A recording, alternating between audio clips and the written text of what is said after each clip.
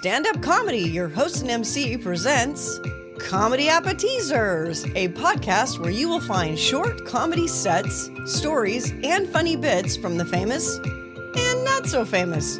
Here is your host and MC, Scott Edwards.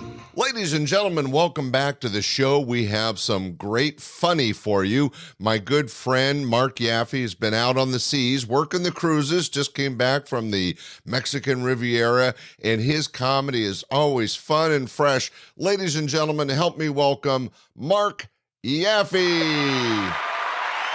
Mark, great to have you back on the show. You've been out working the cruise series. What's happening? Oh, I'm just experiencing new ports and new venues. I got to do a show on land. I went to Mazatlan, Mexico, did a show for a friend. She put on an afternoon show where the ship was docked at this La Siesta hotel, which was perfect because I pretty much put the crowd to sleep. La Siesta, that's actually the name of the hotel. That's hilarious. Yeah.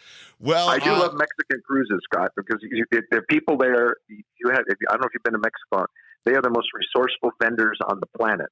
And I got Raiders season tickets, rebuilt transmission, and hair extensions for like 207 pesos. They are persistent, aren't they?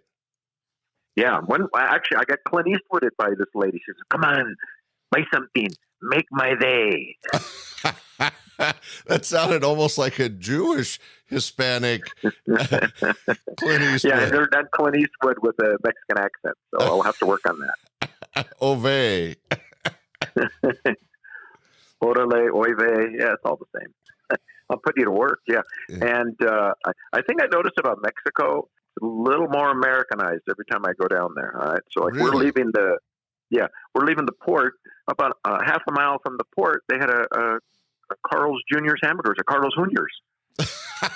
and then we were doing a tour on some scooters, and they had a TJ Maxx, a Tijuana Maximos, and right in the middle of downtown Mazatlan, a giant Home Depot. And right across the street from the Home Depot, I saw 20 white guys looking for work. Well, it's so fascinating to hear that they're the mirror image of the U.S. down in Mexico. Well, that sounds like fun. Do you enjoy the food down there? Of course, yeah. But, I've been eating on the ship all week. So I was on the ship. They say the average cruiser will gain 1.5 pounds in 1 week. Turns out I'm way above average. Well, they have a lot of food, and it's available 24/7. 24/7. I'm surprised they haven't come out with an IV ice cream drip. I was up to 8 meals. I'm up to 8 meals a day every 3 hours, and I'm on the ship. I'm doing breakfast, brunch, lunch, supper, dinner, evening snack, midnight snack. My favorite 3 a.m. sleep break snack. Well, cruising can be fun and add a few pounds, can it? Yeah. I stuck to my 4 basic food groups, though. Powdered, fried, dipped, and battered. So I'm pretty proud of that. Fried, dipped, and battered. That's right. That pretty much covers the menu on a cruise ship, doesn't it? I didn't understand the whole cruise ship protocol, too. The first time I got on a cruise ship 3 years ago, they told me to report to my muster station. I went and ordered 2 hot dogs. Yeah, they probably should explain the nautical terms, huh?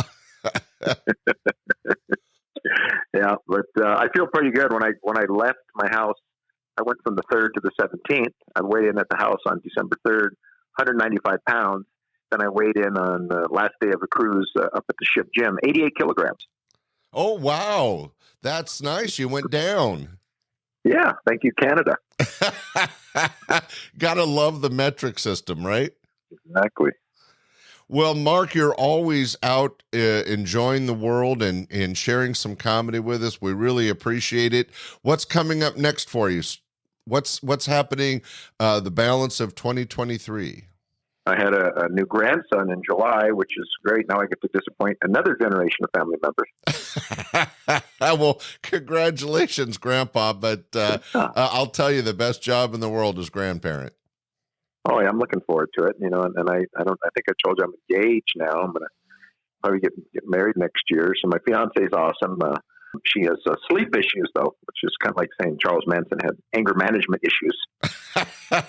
Well, what are her sleep issues? Well, she can't fall asleep unless like every criteria is perfectly in sync in the bedroom, from like the curvature of the pillow to the weight displacement of the blankets to the decibel level of the fan in the corner of the room making white noise. I thought White Noise was a death metal band from the 1990s.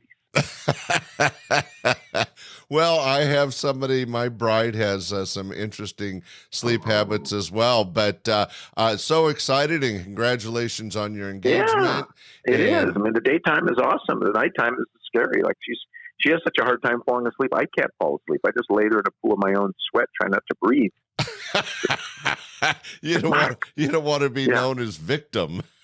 Right. She's like, Mark, what was that noise? I'm like, it's called blinking. Well, that's a pretty sensitive sleeper. Well, that is exciting, Mark. We always appreciate having you on the show. Thanks for sharing a little bit of your funny. And boy, congratulations on all the great work, your engagement, and being a grandparent is just so exciting. I know you're going to have an amazing year. Thanks so much for joining us, Mark. Thanks, Scott. It was amazing. Always good to talk to you. Happy 2023 to you and your lovely bride. Thanks for listening to this week's episode of Comedy Appetizers. Be sure to share with family and friends, and we will see you this Sunday for our regular podcast, your host and MC, and again next Friday for another episode of Comedy Appetizers. Bye!